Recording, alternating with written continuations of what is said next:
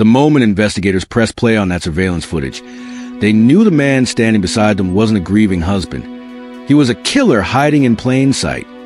They looked like the perfect family online, but behind closed doors, something monstrous was forming, silent and unstoppable.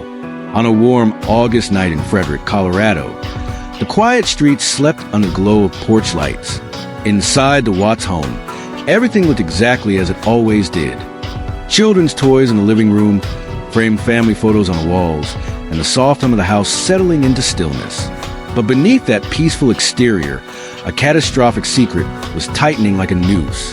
The world believed they were watching a picture-perfect marriage, but the truth, dark, violent, and irreversible, was already in motion. Shanann Watts, pregnant with her third child, stepped into her home just before 2 a.m. after returning from a business trip. Exhausted, she dropped her suitcase by the stairs, unaware that her husband, Chris, was wide awake and rehearsing a life-shattering decision in his mind. For months, he had been drifting further away, emotionally withdrawn, physically distant, and increasingly secretive. She sensed something was wrong, but she didn't know that the man waiting for her had already crossed a mental boundary he couldn't return from. Neighbors would later recall how the couple seemed normal.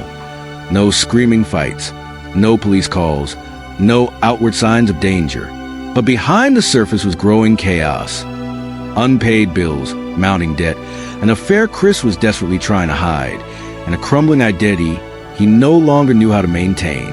What began as a marriage under stress was slowly mutating into an emotional pressure cooker, driven by fear, shame, and a desperate desire for a new life. When Shanann walked into the bedroom that night, she expected an argument, maybe a hard conversation about their future. What she received instead was a confession from her husband that he no longer wanted the marriage, no longer felt love, no longer wanted the life they had built. She pushed back, shocked and heartbroken. Chris claimed the conversation got emotional, but investigators later suspected that what followed was not a spontaneous tragedy. It was premeditated. Somewhere between 2 a.m. and sunrise, Shanann's life was taken. To the outside world, she was still alive, at least according to her husband's lies the next morning. But inside that house, something unthinkable had already happened. When the sun rose over Frederick, Chris carried out an unimaginable plan. He loaded his truck in the driveway, unaware that a neighbor's camera was silently recording every movement. The footage would later become one of the earliest cracks in his carefully constructed story. While Chris backed his truck into the garage, a strange and out-of-character action, his daughters, Bella and Celeste, were still alive. That fact alone would haunt even the toughest investigators. The innocence of their voices in those final hours is something that never left the minds of those who handled the case. With Shanann's body wrapped and placed in the back seat, Chris drove off with both little girls beside him, trapped in unimaginable confusion. The drive was 45 minutes long. 45 minutes where each breath, each mile, was an opportunity for him to stop, to turn around, to abandon the horror he had started. But he didn't. At the same time, Shanann's best friend, Nicole, was growing worried.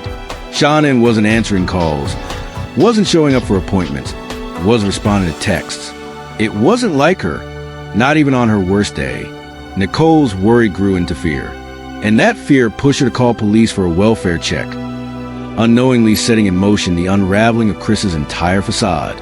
Minutes later, the Frederick Police Department knocked on the Watts' front door, and while Chris pretended to search the house, pretending to worry, pretending to guess where his family had gone, everything he did was being recorded. His lies were seconds away from cracking. As the sun climbed higher over Frederick, Colorado, a quiet tension settled across the neighborhood. The missing family had begun to stir concern, though no one yet imagined the horror beneath the surface. Nicola Toft, a friend and colleague of Shanann, had grown alarmed when calls and messages went unanswered. She did what any worried friend would do. She alerted the authorities. Officer Coonrod arrived at the Watts residence for a welfare check. At first, everything seemed normal.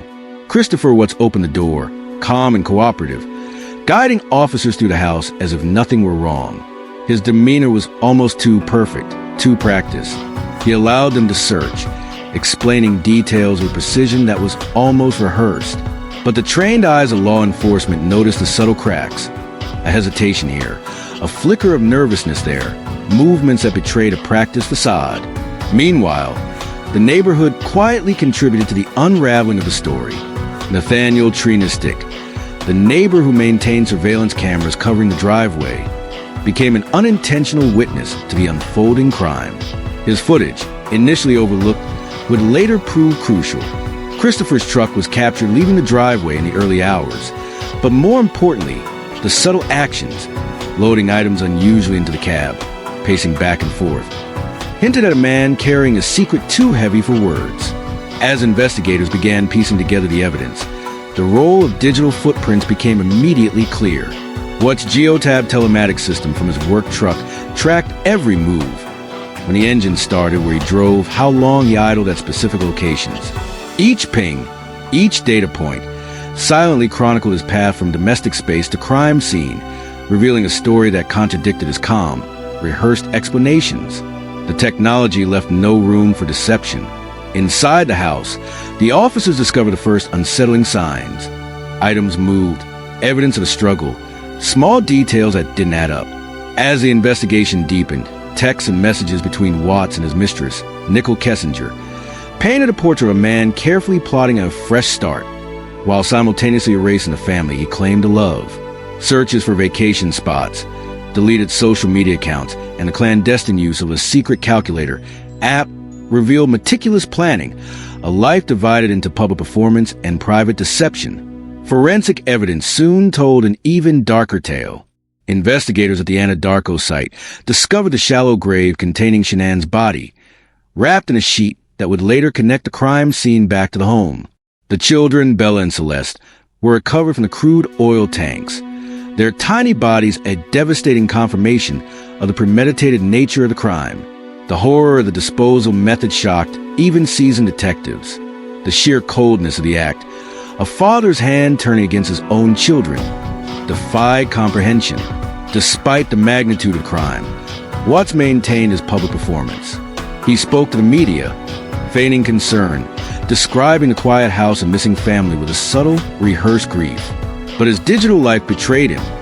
GPS data, phone records, and text messages revealed the meticulous orchestration of every detail, the careful manipulation of narrative, and the shocking disregard for the lives he had taken. The psychological profile began to emerge. Watts fit the pattern of the family annihilator, a man who kills to remove the burden of family obligations, motivated by financial stress, personal desire, and a perverse sense of self-preservation. He had maintained the perfect life image for years, masking an underlying narcissism and suppressed rage. The facade of the devoted husband and loving father hid the terrifying reality of premeditated murder.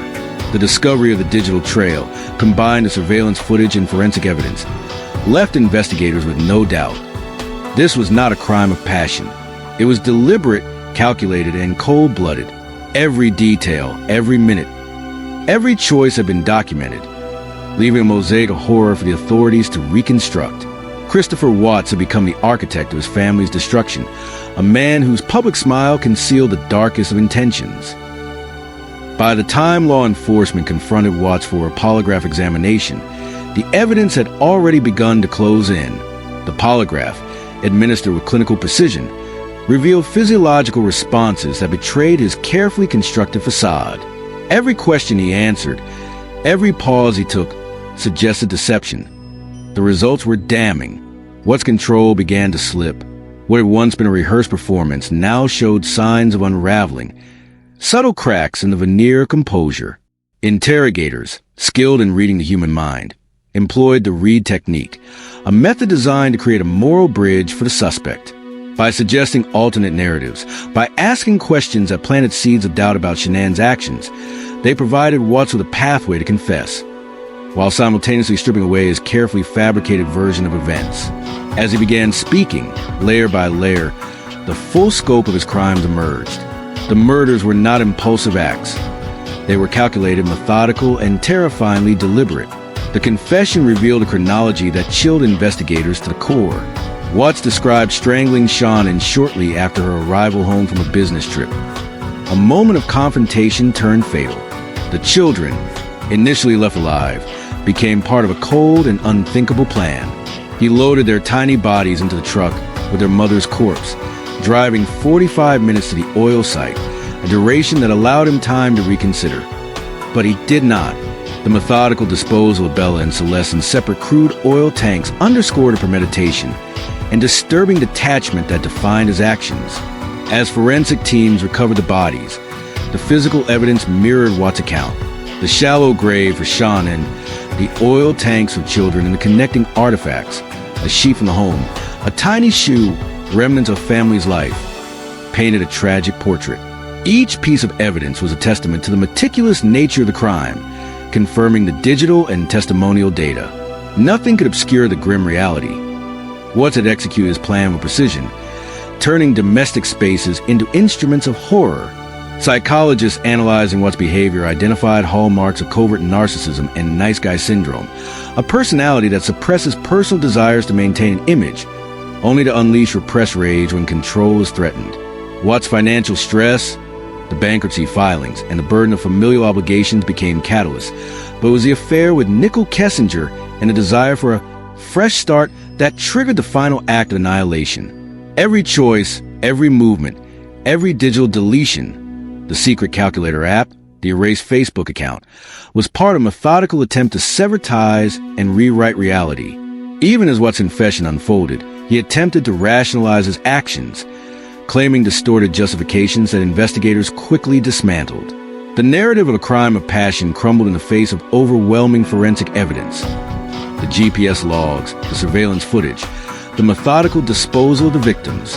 Each digital breadcrumb traces path with unyielding clarity, making it impossible to escape accountability. The interrogation also revealed what emotional manipulation, not of strangers, but those closest to him, including Kessinger and even himself. He had created a mental narrative in which eliminating his family was the solution to personal desires and perceived failures. The psychological dissonance between public persona and private action was stark, offering criminologists and investigators a rare window into the mind of a family annihilator operating in the digital age. As the interviews concluded, Watts' calm demeanor was replaced with a palpable weight of inevitability. The crimes were confessed, the evidence undeniable. The lives of Shanann, Bella, and Celeste Watts had been extinguished, leaving behind a trail of grief, digital testimony, and forensic proof that would serve as a chilling study of obsession, narcissism, and the lethal consequences of unbridled self-preservation. In the days that followed Watts' confession, the community grappled with shock and disbelief. Neighbors described the Watts family as a suburban house. Mr. Watts is understood. Happy children. And I respect that decision to request that the district attorney not seek the death penalty in this case. And so the court is going to accept this plea bargain under the circumstances. That culminated in one of the most disturbing words that come to mind when I hear the discovery files released by the evidence in this case are a senseless crime motive and nearly the viciousness of the crime. And equally aggravating in this court's determination is the despicable act of disposing of the bodies in the manner in which they were done in this case. I've been a judicial officer now for starting my 17th year, and I could objectively say that this is the psychological analysis of what became perhaps the most inhumane and vicious crime that I have handled out of the thousands of cases that I have seen, and nothing less than a maximum sentence and the lure of a new relationship converged. Would be appropriate, and anything less than the maximum sentence would depreciate the seriousness of this offense. Plan born from obsession, entitlement, and a chilling sense of so the court is going to sentence Mr. Watts as follows. Became the final stage with regard to count number 1, murder in the first degree as it relates to Shanann Watts. The court is going to sentence you, sir, to a life sentence in the Colorado Department of Corrections. Consecutive life sentences. Followed Shanann, with no possibility of parole. Added for the unlawful termination of his unborn child. And that is going to run consecutively the judge's words underscore to all but counts 3 and 4. Of justice. With regard to count 2, as it relates to murder in the first degree, on a grieving community. with Bella, Yet beyond the legal the proceedings. court is going to sentence you to life in the Colorado Department of Corrections about the danger of with no possibility of that parole. can exist beneath polished surfaces.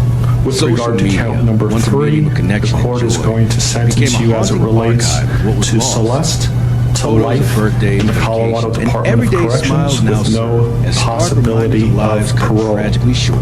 The With digital regard footprint that to once sought counts manipulate 4 ultimately and became a silent 5 relating to Bella providing and irrefutable Celeste evidence that as a technology different and human theory vigilance together of first-degree can unravel murder, the even court is most going to sentence you meticulously to crimes. life For in the criminologists, Colorado psychologists, Department of and law enforcement Corrections, professionals. and legally those Watts' case sentences must remains a run seminal study concurrently in as a different familicides. theory It of illustrates how first-degree covert murder. narcissism, financial stress, and pursuit of a fresh Recognizing, start can converge in lethal ways. the particularly when unlawful perpetrators see their termination loved of ones not as pregnancy human beings. for the But as unborn burdens be child removed, that it has also been highlights the named evolution of Nico. investigative The court methodology in the absolutely information age, believes that the where GPS maximum logs, sentence metadata, of and surveillance 48 footage are years would be critical appropriate as eyewitness to run testimony and consecutive to confessions the other in charges, constructing a complete narrative of crime. with an additional mandatory parole Tragedy of period Shanann, of Bella, 3 and years Celeste Watts as set stark forth by reminders that the most statute. terrifying dangers are often With hidden behind regard the to most count ordinary number masks. 7 as it relates Smile, a curated to tampering Instagram post. with a Or a deceased friendly way body, can cloak a mind as well as capable of counts unspeakable 8 violence. and 9, And in the each a quiet class 3 aftermath, as law felony, the enforcement, court is family, going and to public continues impose to process the whole a crime. maximum One lesson resonates sentence above all. of 12 years Possession, each for those deception, and counts entitlement to can run turn even the consecutively closest to bond the an other instrument of counts. destruction, leaving only grief. The court is going to order that haunting evidence of statutory lives fees stolen be too paid and court costs. The court's going to grant the prosecution 91 days to file a notice of restitution, and that will be the sentence of the court. We will shortly be in recess. I would respectfully ask the parties that you remain in your seat. There is a plan by the deputies on allowing people to exit the courtroom, so please remain seated until you are authorized to leave the courtroom based on the direction of the deputies. Deputies, I would respectfully ask that you take this defendant into custody and have him serve the rest of his life in the Department of Corrections. We are in recess.